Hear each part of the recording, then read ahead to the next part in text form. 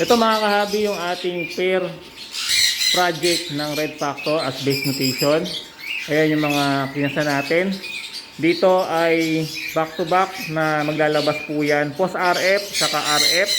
Ayun naman Lutino pale faded saka RF para sa project pale faded. Ito project RF yellow paste.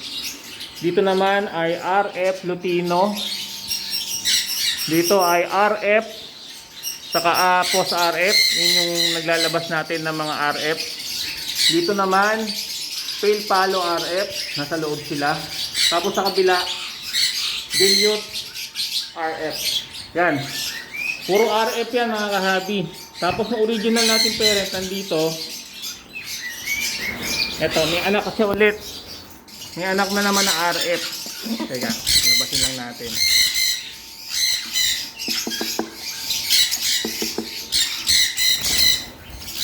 Ayun o. Sumulya pero hindi lumabas. Silipin na lang natin sa loob. Yan. O, tingnan natin ha. O, diba?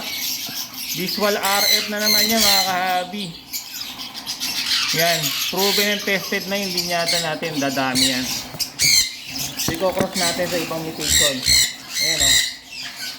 Napakagandang RF mutation na naman to.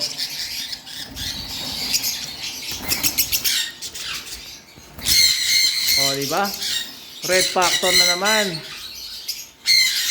Tuloy-tuloy lang ang breeding natin ng Red Factor dahil sigurado na tayo na itong Red Factor natin ay mapaparami natin.